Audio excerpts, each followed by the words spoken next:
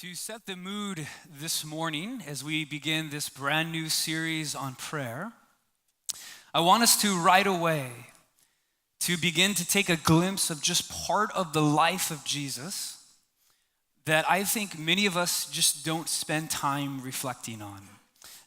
Descriptions of the life of Jesus that I think most people just see as kind of like transitions. They're just verses in the Bible to prepare us for what's coming next. You know, the main stuff of Jesus' life, his miracles, his preaching. Oh, these are just side comments. Well, here are supposedly these side comments that we read from the first few biographies of Jesus. First one comes from Mark chapter 1, verse 35. Here's what we read. Very early in the morning, while it was still dark, so this is, before the 91 freeway is jammed packed. Jesus, he got up, he left the house, and he went off to a solitary place where he prayed. Apparently, Jesus is a morning person. Luke 5:15 through 16. Yet the news about him spread all the more, so that crowds of people came to hear him and to be healed of their sicknesses. So, crowds of people are coming to Jesus. I think this is one of the most crazy verses because we read this next. But Jesus often withdrew to lonely places and prayed. Perhaps Jesus is an introvert. Luke 6:12. One of those days, Jesus went out to a mountainside to pray.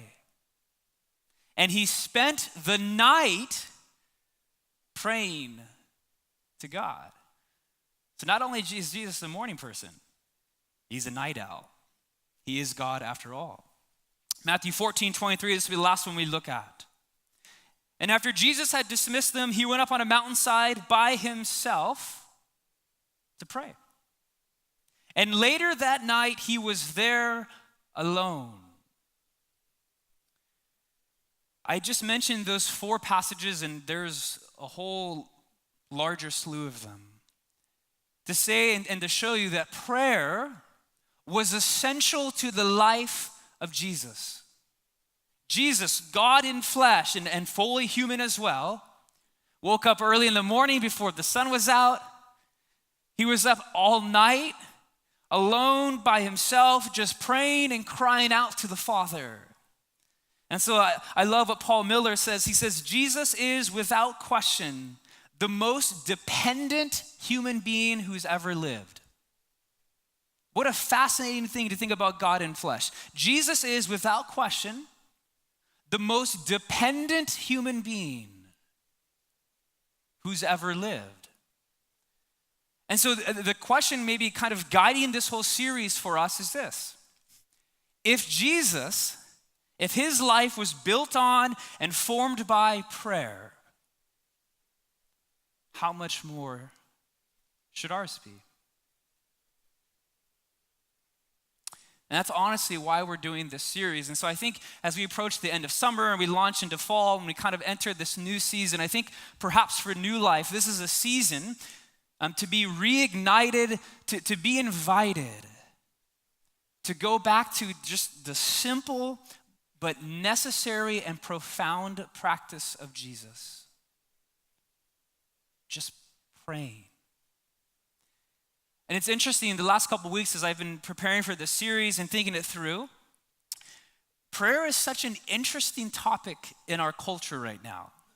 And I say that for a couple of reasons. One, even if someone's not religious, they're usually open to prayer. I can honestly say I've never met, an atheist or whoever else, someone who's not a Christian, who doesn't believe in God or doesn't believe in prayer. And if I offer to pray for them or something, they don't say, oh, Mark, I don't believe in that, don't pray for me. Everyone's open to receive prayer. Prayer is also a great way to start conversations of faith, to be a witness. even other faith systems. So if someone is Jewish, if someone is Muslim, many of the Eastern practices, Eastern religions, all of those practice and believe in some shape or form of prayer. I mean, there seems to be just kind of this universally shared experience, this longing to talk to God. And we can't rationalize it, we can't explain it. And so, of course, another kind of thing about prayer now is that it's mysterious. And I think because of that, because it's mysterious, now with the rise of education and technology, we have more money than we ever have before. I think some people are on the opposite end and they're like, well, what's the point of prayer anymore? I mean, we don't need to pray to God for help. I mean, surgery can fix something. Just pop in another Motrin. Or there's more nonprofits now that help deal and solve with a lot of social issues. I mean, you can even, people, used to joke around like pray for a date. You can just go online now and book yourself a blind date. You know what I'm saying? Like, in some respects, you don't even have to pray for that anymore. And so why pray? Right? Technology, education, so on. Here's another factor that I think makes prayer very interesting in our culture. As I've gotten older, I pay more attention to the news and when tragedies hit or a crisis. And it's interesting. What do you always hear about when there's a tragedy or crisis? All of a sudden, everyone starts to pray. And let me be clear, I'm not being insensitive here. I think we should absolutely be praying when there's a crisis or a tragedy. Absolutely. But I guess my question back to that, and I would do it in a very graceful way, is simply, well, why aren't you praying when things are going well? Is it just during times of crisis and tragedy that we're praying? And so then related, I'll be in a lot of conversations, and this is a very Christian culture observation here. How often are we in a conversation with someone and they are sharing some unfortunate thing that is happening to them? And a lot of us will respond with, oh, you know what, hey, I'll be thinking of and praying for you. Or maybe you'll write it in a card or on Facebook, or you text someone, you email them, you say, hey, I'll be praying for you. And let's just be real, I'm guilty of this too. I've said that before and I don't end up actually praying for them. I mean, I think we toss out the phrase like, oh yeah, thoughts and prayers, I'll be praying for you. I mean, how many people actually then end up praying for them? If you do, God bless you, you're a saint. But we even just toss out the idea of prayer very lightly. And then here's the deal. Even when we spend time in prayer, I think we end up falling asleep. You get distracted by your iPhone, right? And then you enter the cycle of then feeling like guilty and ashamed that you did that. And then prayer becomes something that's forced, something that feels like an obligation. And then we swing full circle and we read these verses about the life of Jesus and him spending early mornings and nights in prayer. And you're like, wow, yeah, I totally wish I had that prayer life. Like, I think we all say that. But, man, that just seems so unrealistic and unattainable. That is the complexity of prayer in 2018. But if you look at the life of Jesus, and for that matter, I think if you look at any mature Christ follower who takes their faith seriously, who is flourishing in it, pretty much every single one of them will say, prayer is the foundation and the core of you having a vibrant, growing relationship with God. And so, does that mean that you have to say these like long, elaborate, fancy prayer requests, right? Saying the words just in the right way, at the right time, so that God gives you the right answer to your prayer request. That's what the pagans were saying at the time of Jesus. But prayer, according to Jesus, is actually so much more simple and thankfully so much more profound than that. So we're going to open up to Matthew chapter 6, verse 9. If you have a Bible, go ahead and turn there. If you need one, we have free Bibles available. Page 678, chairbacks in front of you. And this is probably the most common passage on prayer in the scriptures. It's commonly called the Lord's Prayer. I'll get into why I think maybe it should be renamed. And what Jesus is doing here, Jesus is simply just giving a very clear template to teach us, to show us, to model for us how we should pray. Quick plug, this morning we are just looking at the first half of it.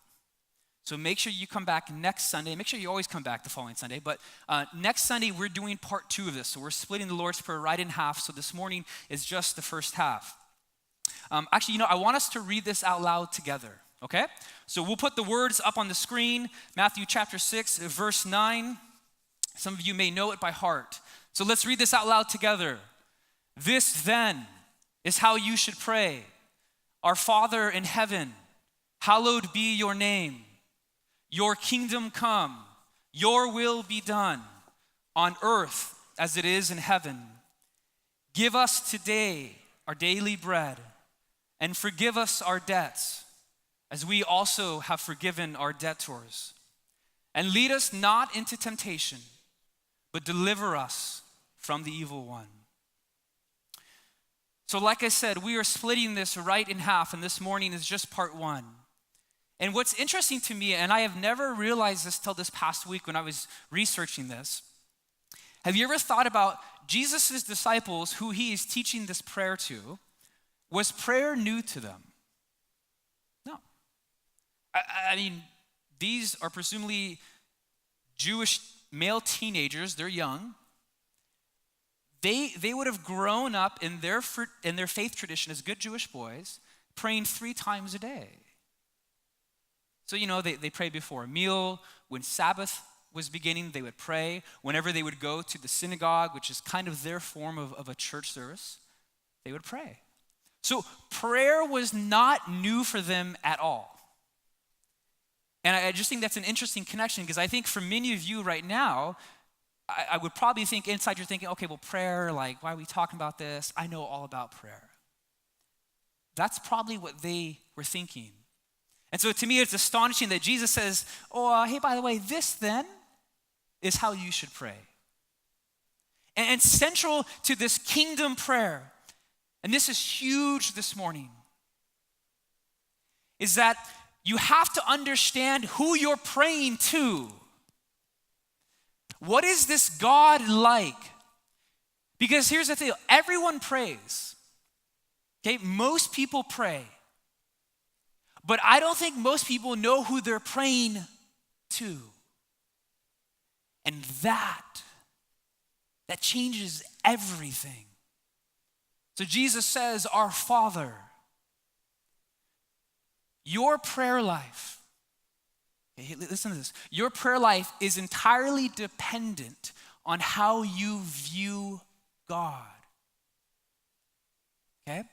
Let me run through some examples. I think some of us maybe think of God and prayer as kind of like this genie bottle, that if we just rub it the right way, we just say the right words, poof, God will give us what we want. The problem with that understanding of God and that understanding of prayer is that prayer then actually just turns into this giant laundry list for you. I want this, and this, and so now I'm just going to say it to God, and I'll say it the right way, and I'll get what I want. That's genie bottle prayer. Just made that up. Second thing, I think some of us think of God and prayer as kind of this, like, God's like this, giant, maybe scary, judgmental, gray bearded Santa Claus. And it all depends if you're naughty or nice. So if you're good, oh yeah, God will give you your prayer requests. And if you're bad, well, you're getting a bag of coal. Now, I could give us a bunch of other examples, But let me just say that that is not the way that prayer works. That's not the understanding of God. It's not the view of God that we have in terms of what Jesus has shown us. Jesus says he is your Father. Our Father. I think, unfortunately, the reality is for a lot of us here, we have a really hard time understanding God as Father. And it breaks my heart because I think there's a lot of people in here that your earthly father has perhaps abused you emotionally, physically, verbally, sexually. Some of you, I actually, statistics will show us, you actually maybe haven't even ever known your earthly father. Or maybe he just hasn't been around that much. And so for you to think of God as Father, I mean, that is painful. Not only is that painful, but why would you want to think of God as your Father in light of your experiences of your earthly father? And if that's you, and we just want to provide the space to say, hey, I'm so sorry that you've had to experience that. It's not the way it's supposed to be. That's not the way God set up fatherhood. The good news, though, is that all of us, to some degree, have imperfect fathers. I am an imperfect father. I'm not perfect. Now, some of us are more imperfect than others, so I get that. But the gospel, Jesus, prayer, and a bunch of other things, community and therapy, huge advocate of therapy. It is possible for you to have a redeemed experience, to get to know your true, loving, and trusting Father. And so I just want to say that this morning. Most of you know, I'm a new dad, just become a dad a little under 4 months ago. We have a little boy named Parker. He's right up here right now. He's probably asleep listening to me. And one of the things, if you're a parent, you know this, you find this out real quick, is that it's just crazy. You have this little human being that is completely, entirely dependent upon you, right? So my wife, Rachel, and I, Parker is 100% dependent upon us to feed him, to change his diapers, to make sure that he's safe and locked into his stroller, his car seat, to soothe him when he cries. I joke with Rachel all the time, like, man, that's the life. Yeah, I mean, like, I wish someone did that for me. You don't have to do anything. Like, that's pretty awesome. It's a good setup. But here's the thing, the last couple of weeks, I'm more like sentimental now that I'm a dad, and I've just been thinking about, and it's like a classic movie scene. Like when 2-3 years from now, he's not old enough to do this yet. But when I come home from work and I open the front door, and maybe Parker is like already kind of gleaming through the window and he sees my car rolling up and he gets all excited, right? And I open the front door and he runs up to me and he grabs my legs or he grabs my waist and I pick him up and I swirl him in the air and I just give him this huge kiss and he's probably saying, "Daddy's home." That is the posture of prayer for a follower of Jesus. You catch that? Parker's just running to me. And God's just kind of, run to me. I'm your father. I'm your dad. See, prayer, it isn't just about you submitting your laundry list to God as much as it is about you spending time with your good Father. Prayer is not a laundry list. It's about you spending time with your Father. Here's a simple definition of prayer. Prayer is just talking with God. Simple definition, talking with God. And intentionally use the word with. I think a lot of people think prayer is talking to God. That's a one-way conversation. Prayer is a two-way conversation. You have to also listen from God. And so we're going to be exploring that in this series, all different types of prayer. But this morning, I just want to start off asking you, do you want to know, or do you want to know your Heavenly Father even more? Do you just want His embrace? Do you want to know and to realize that you are completely, utterly dependent upon him? Next phrase, Jesus says, our Father, and then he says, our Father in heaven. In heaven. What does that mean for God to be in heaven? Just the other day, actually, in our front office, I had a conversation with JJ, Dina's son. We actually talked about this little thing because he told me, well, Mark, isn't God up in the sky? JJ's a very smart little individual, so we were able to get a little sophisticated. I said, well, JJ, is God really up in the sky? Like, is it that you could maybe take a space shuttle and go all the way up, and maybe once you get past the last planet, like you're going to run into God? You know what I mean? I think most of us, when we hear the word heaven, most people just kind of automatically look up. And so heaven is up there, wherever there is, and everybody's sitting on a cloud playing a harp, and you've heard me talk about this before. Heaven in the Bible, it doesn't really refer to as being up there as much as heaven refers to God's reality, God's presence, God's sphere, God's dimension, if you will. Where God is worshiped, where his will is done, where his power and his authority are respected. That is where heaven is. And so the point is that not only is God our Father and this loving, intimate dad, but he's also powerful and he's everywhere. Heaven isn't up there. Heaven is where God's power and presence and where people are worshiping and obeying his will, where his will is done. That is heaven. And so the prayer here is that heaven is actually rushing and bursting towards you. Our Father in heaven, God invites us to encounter him, his presence, and his power. Heaven is a lot closer than you think. Our Father in heaven, next phrase, hallowed be your name. Hallowed be your name. Chances are, you haven't used the word hallowed recently, in conversation in your vocabulary. At least I don't. What does it mean? What does to be hallowed mean? It means this: to sanctify, to honor. Simple, most literal way to put it is simply to set apart. So what Jesus is saying here is that when you pray, you are to pray that you set God alone as your priority in your life. That you set God apart in your life. Like he is number one.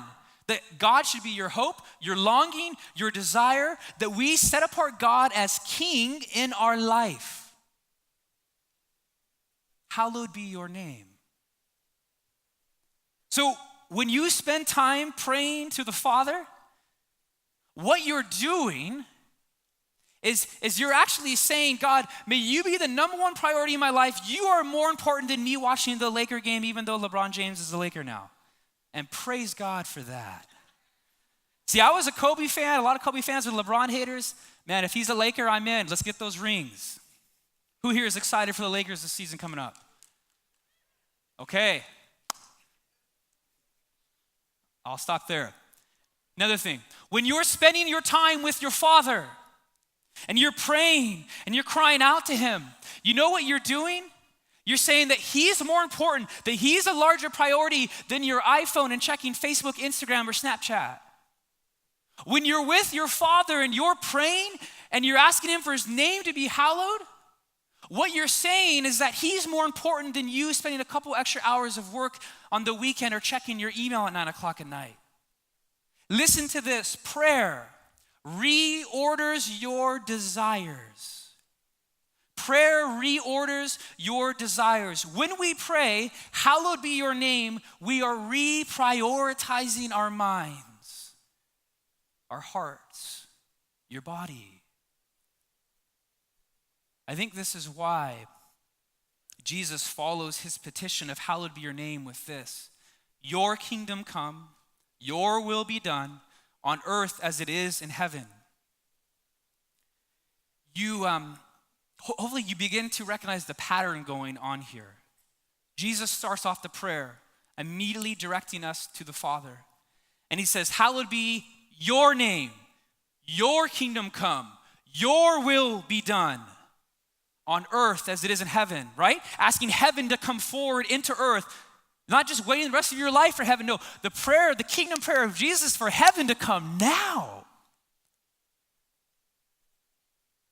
With that, heaven is all about God. Hallowed be your name, your kingdom come, your will be done.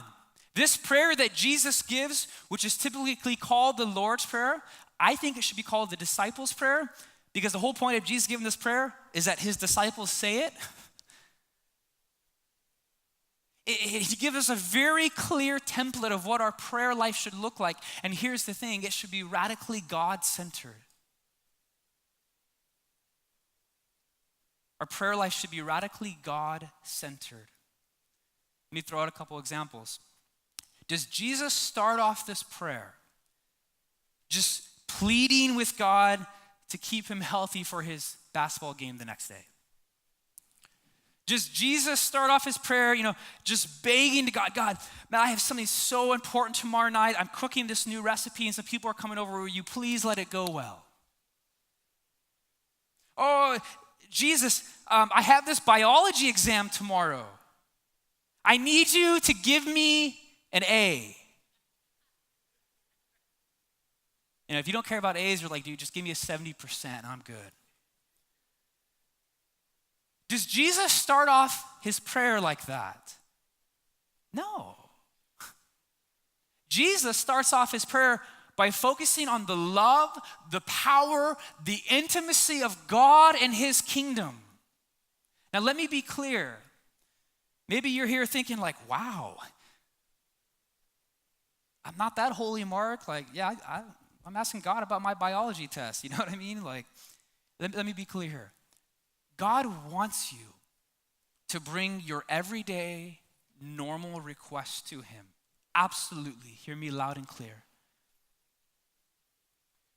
But here's the thing, that comes in the second half of the prayer. Give us our daily bread.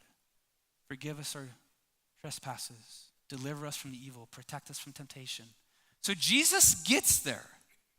Next Sunday, come back. That's what we're talking about. But here's the point. Jesus doesn't start there. I think one thing I realized, and this is the most convicting thing for me this past week in preparing for this, I think most of us, we don't pray the disciples' prayer or the Lord's Prayer. We pray the American middle class prayer. And the American middle class prayer always starts with things like, give us our daily bread. We love the request of, deliver us. Yeah, God, deliver me from whatever bad situation I'm in. Protect me. I think that's how most Americans pray. And Jesus says, other way around. Let me say this, prayer is more about you spending time with your Father than it is about getting things from your Father. Prayer is more about you spending time with your Father than it is about getting things from your Father. Full of stories, examples this morning. Imagine if I go home from work every day and I open the front door. Instead of little Parker coming up to me, I begin talking to Rachel right away, my wife. And I say, hey, Rachel, I need a massage. Hey, Rachel, I need you to turn on the TV for me so I can start watching the Laker game. Hey, Rachel, I need you to get dinner made for me. Wow, I love it. This is good. My point will be better now that you've said that. What if I said, hey, why don't you watch Parker because I need to go out on a run? How would things go if those are the requests that I made, just even to begin with, but especially when I just got home and I'm talking to Rachel for the first time that night? Are things going to go that well? Some wives are like, dude, that's what you do to me, bro. Listen up. Right? I mean, not only is that common sense, but it's rude, right? It's not intimate.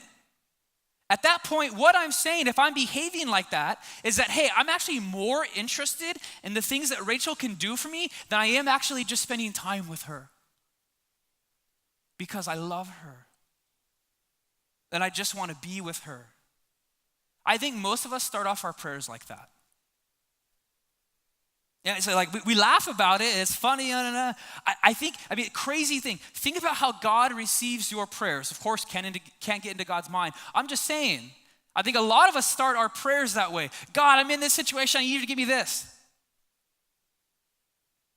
We don't do that with our normal relationships now, so why would we treat God that way? Rather than starting off his prayer with a laundry list, Jesus just says, metaphorically, let's just run to the Father and let's just embrace him. And not only do I want to be with him, but I want to become like him. I want his will, his kingdom, his name to be hallowed. God doesn't want your laundry list. He does, but what he's far more interested in is just you. And the reality is, I think when we approach God that way, when we approach prayer that way, here's what I think happens. If we're God-centered, I think everything else falls into place. The main thing's got to be the main thing. Yes, absolutely, Jesus wants you to give God your requests about your biology test. That's fine. But that shouldn't be your priority. So I want to go over real quick this morning as we start this series some really practical prayer tips. And let me just start off by being really transparent. And I'm talking about myself here, so I'm not just judging everyone. Unless you're like a saint here, like Corey Knosson has like a halo above her head. Yeah, she's laughing, she knows it. So unless you're Corey Knosson, I'm going to guess that your prayer life is probably not that good, right? Probably pretty dry. I mean, at least mine is. I'm just speaking out of myself. And so, you know, it's interesting. I think the temptation is when you hear someone preach on prayer, I usually think this is kind of the reaction. First, you'll feel very guilty and ashamed, like, okay, yep, that's not me, I do a horrible job, I'm never gonna get there, things of that nature. But then, you know, maybe you feel a little like revved up, a little convicted, and so like in your mind, like you're gonna leave here and, oh man, I'm gonna pray for 20 days this week, and there's only 7 days in a week, but somehow I'm gonna pray for 20 days this week, or I'm gonna wake up at 5:30 in the morning and I'm gonna be praying for 2 hours. And the reality is, if you do that, it's not gonna work. Okay? You will fail. I will fail.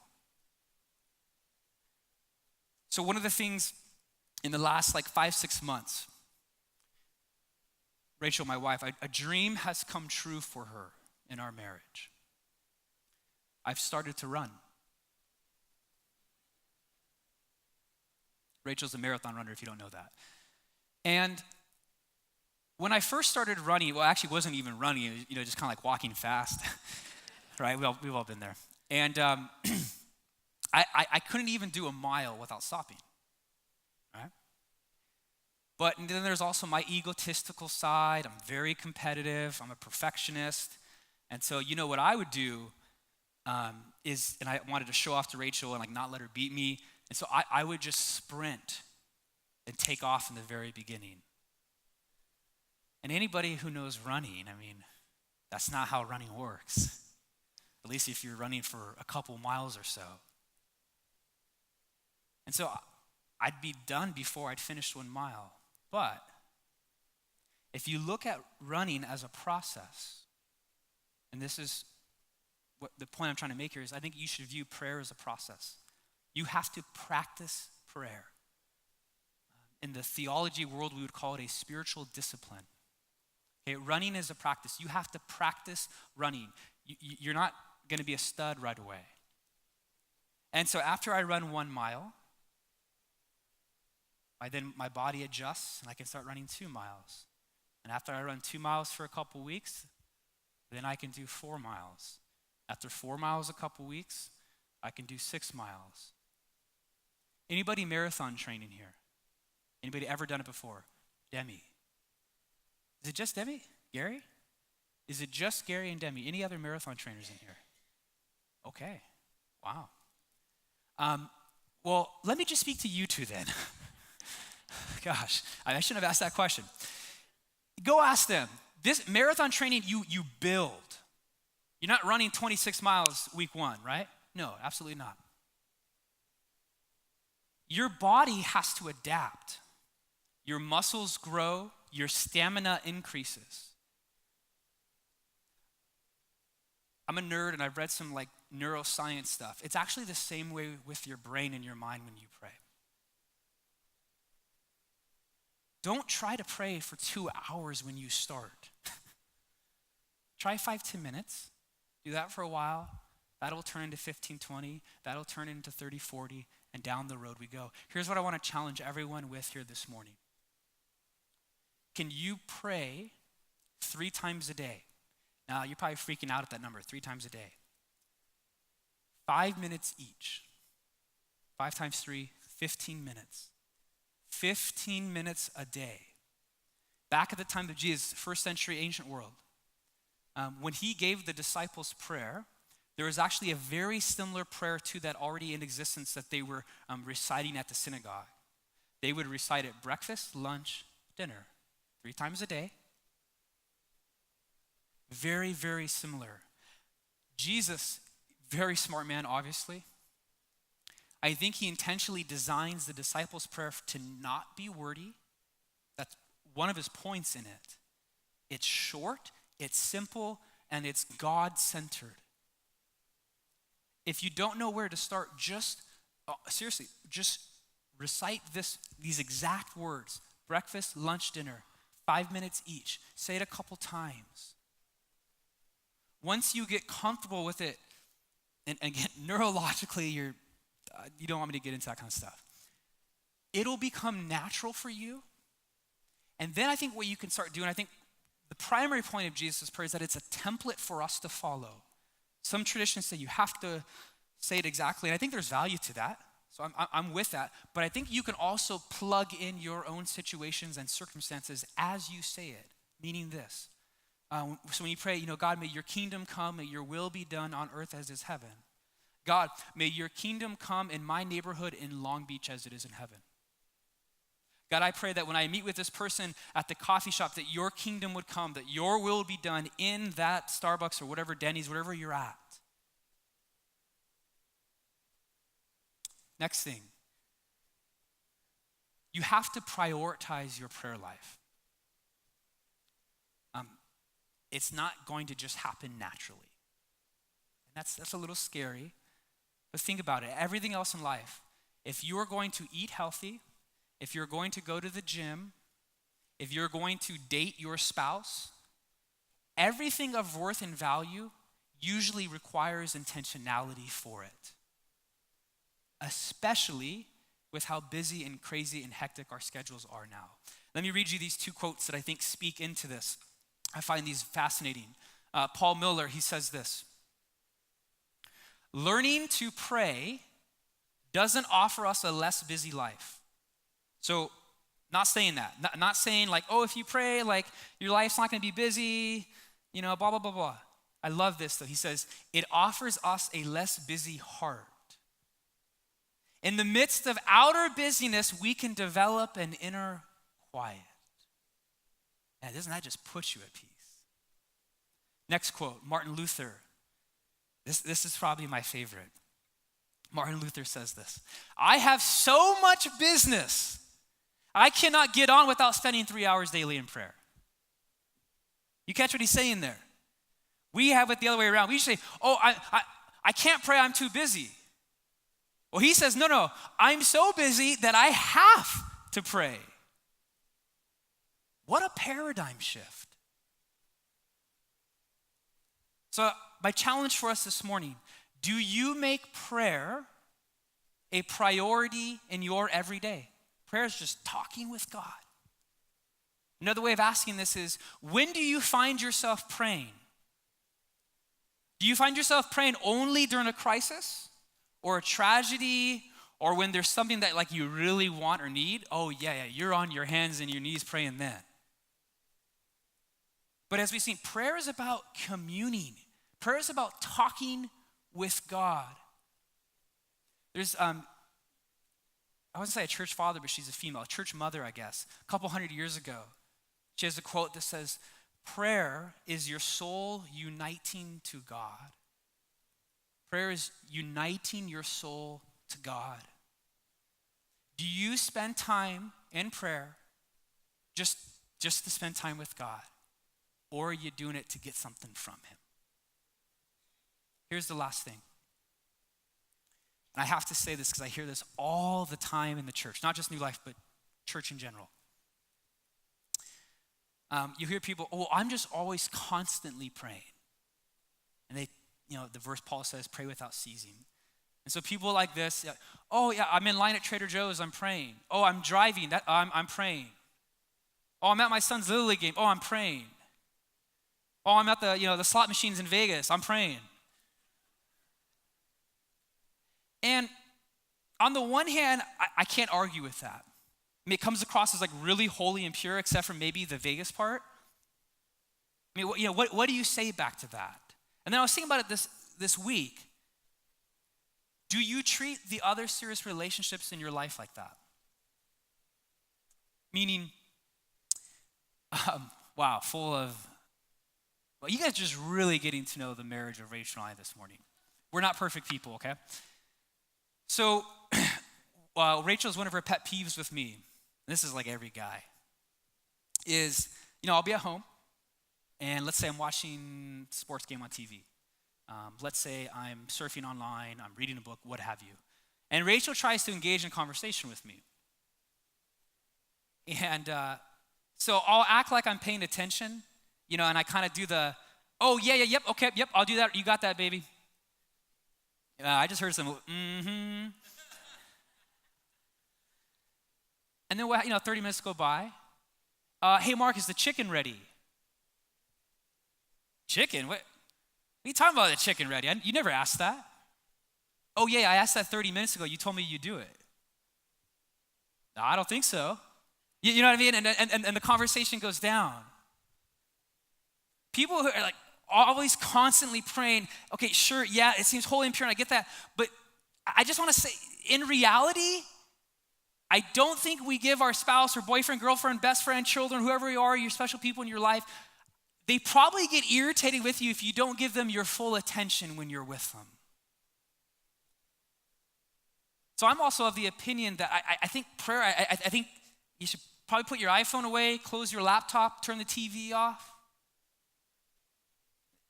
Probably be in a silent, quiet room. I mean, this is coming from Mark, and this isn't in the Bible, but I think it's right. I think God deserves our full attention. I think that's part of hallowing his name. So that's what I have to say this morning about prayer. The music team is going to come up. They're going to lead us into our response time. The first song we're singing is actually a version of the Lord's Prayer or the disciples' prayer, a kingdom prayer. And so I would just encourage you to sing that prayer out. Think about the words. Think about how they may come true in your life. What does it look like for God's kingdom, for his will to be done in your life? Not Mark's will, not Mark's kingdom, but God's. What does it look like for you to set apart God as holy in your prayer life? And so as always, we have multiple response stations available.